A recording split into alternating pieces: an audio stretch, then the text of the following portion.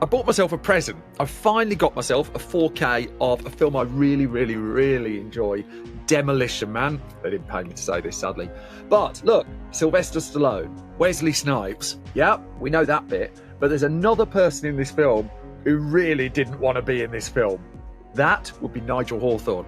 And boy, did he not enjoy himself. Stories. We would be honored if you would join us. The story, then, of Demolition Man is, and particularly Nigel Hawthorne's experience on Demolition Man, is directly linked to the film The Madness of King George. So, for those of us in the UK in the 1990s, Nigel Hawthorne was most known for Yes Minister and Yes Prime Minister. He played the character Sir Humphrey. If you go back and watch those, he is absolutely sublime. He'd had an experience where he'd done a lot of theatre, and he wrote about this in his memoir that he completed just before he died. His memoir is called Straight Face. And he played the lead role of C.S. Lewis in the film Shadowlands when it went to Broadway. But when it came to the film version of it, he was overlooked for that role, and Sir Anthony Hopkins got the lead instead. So when it came to The Madness of King George III, as it was originally called, there were early conversations about turning that into a film, and Hawthorne was wary, having seen what happened with Shadowlands. He didn't want history to repeat itself, really. So, in the book Straight Face, Nigel Hawthorne devotes just 3 pages to his experience on working on Demolition Man. Now, if you're unfamiliar with the film in question, 1993 sci-fi movie, it was the year of the Sylvester Stallone revival. He went from cliffhanger to this. It's the one where he's cryogenically frozen. He and Wesley Snipes go in a freezer, come back in the future, a brilliant future, and cause havoc and stuff. It's sort of like what the Judge Dredd movie of the 1990s could have been. It sort of stole a bit of that thunder, really. Now, I really like the film. Hawthorne didn't. And the trade-off was he kind of needed more profile in Hollywood, he figured, to be able to land the Madness of King George role. So, in the case of Shadowlands, William Nicholson had written this script, and it was about C.S. Lewis's love for an American woman by the name of Joy. And the role was one that Hawthorne described. It's clearly a really special one for Nigel Hawthorne. He described it as a quantum leap for him. But his experience when it came to the film casting was that casting directors were only seeing him really as a television comedy actor. They weren't seeing evidence of someone who could hold a film. And so he needed to do something about this. And so once they'd done, Alan Bennett wrote The Madness of King George III, directed by Nicholas Heitner, who I've now talked to about this. Huge acclaim followed the film, the stage version of it, and conversations began about a film. It would be Nicholas Heitner's directorial debut as well. Hawthorne really, really wanted in. And I mean, Shadowlands, he'd originated the role in London, done it in New York, and I can't reiterate this enough. He didn't want to go through that again. He didn't want to be frozen out of The Madness of King George. There is a side story about how The Madness of King George III became known as The Madness of King George on the big screen. That the story we were told in the UK, it's because American audiences would have considered it a sequel. I was in touch with 1 or 2 American film fans at the time who told me in America they were told the Brits wouldn't understand it was a sequel. Behind it all was a man called Samuel Goldwyn Jr., who had no intention at all of putting the story out. It was free publicity, and he absolutely milked it. Now, the 1990s was an era then rich with Hollywood looking towards British actors for its villains. And so an offer comes in from a producer by the name of Joel Silver. He's been in the press for not particularly savoury reasons of late.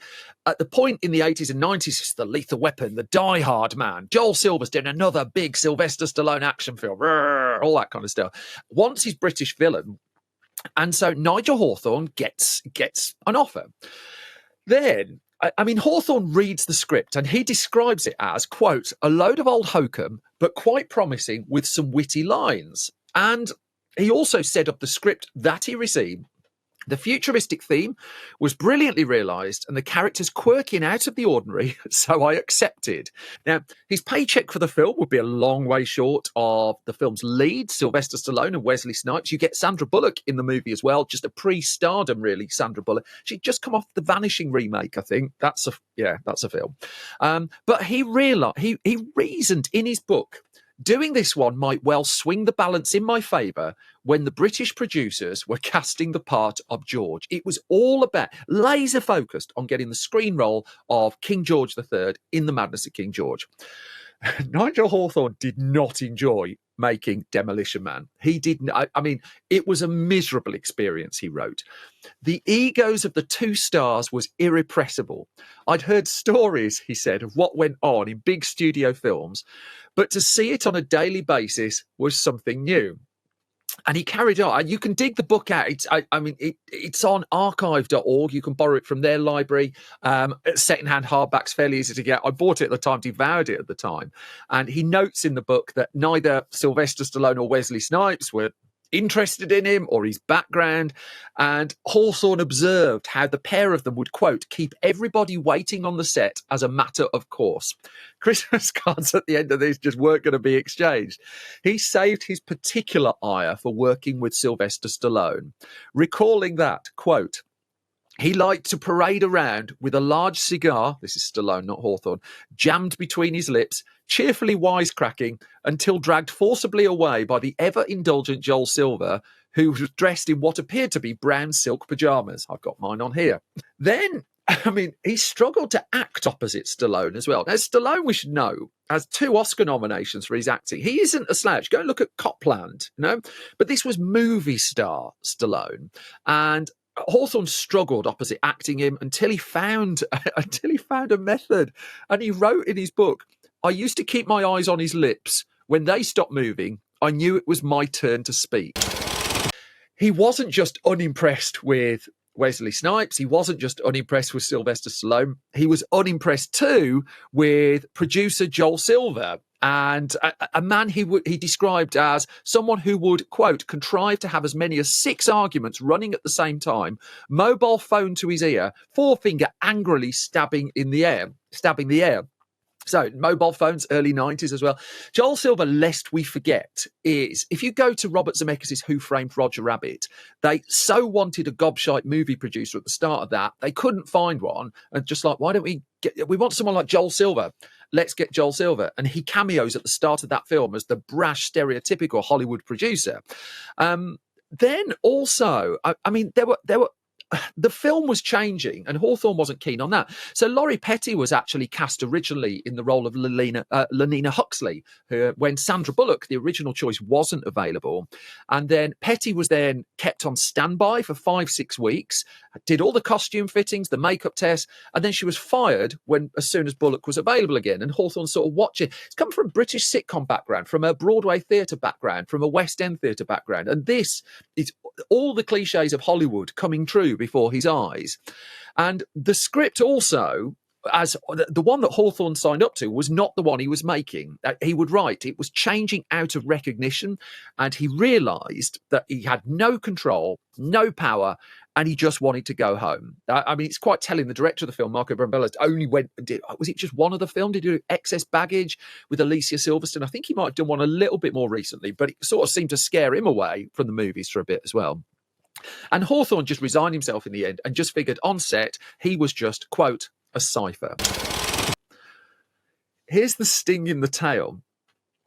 The whole reason that Nigel Hawthorne had this experience on Demolition Man was to land the King George role in The Madness of King George on the big screen. I chatted in an interview with Nicholas Heitner. I just said, I read what Hawthorne wrote down, where his stories are like in person, roughly the same. It's just like, yeah. Also, at the point this is being recorded, the BBC in the UK has put on its iPlayer service. It's put on, it is on Radio iPlayer or something like that. Loads of back episodes of Desert Island Discs. And so you can hear Nigel Hawthorne in the 80s talking about his background. It's a really fascinating interview. But specific to this, Hawthorne didn't need to do it. And he didn't need to do it for a couple of reasons. One was Alan Bennett, the original author of the play, he made it known that he wouldn't allow the film to be made unless it was the stage team that brought it to the screen. The stage team was Nicholas Heitner, who'd never directed a film and has written a terrific memoir where he talks about his film work as well, and Nigel Hawthorne. And for Alan Bennett, that was it. Then there's the American financier, Samuel Goldwyn Jr. Now, he backed what? Kenneth Branagh's Much Ado About Nothing, roughly around the same time. It's a really lovely film. But Samuel Goldwyn Jr. could have stamped his feet and insisted, and it's just like, no, we'll have Nigel Hawthorne. And so there was no reason at all that he had to do the film. And yet he did the film thinking there was a definite reason why he needed to do it. There was a happy ending, really. The Madness of King George, a tiny budgeted film, would end up with Oscar nominations, would end up with awards as well for Hawthorne. And as Heitner reflected in his book, it's just like his first film. You never make a film as good when you know the least about making a film. I think that sort of changed over time, but at that point, that's sort of where his head was.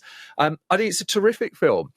The flip side of it is, I think Demolition Man is an absolute hoot as well. And for some reason, Hawthorne's intolerance of the process, intolerance probably right. Just how aghast he was at the process, just sort of enriches it a little bit when I'm watching it in hindsight. I've always enjoyed it. I've always loved The Madness of King George III and the Madness of King George film as well. And he went, for Hawthorne, he went from the worst film experience of his life, and he'd go on to do several other movies, to what he would describe as, quote, one of the happiest experiences of his life. Demolition Man, after those 3 pages, gets one last mention in Nigel Hawthorne's memoir, just the one, and I bet he begrudged it. It's in the index.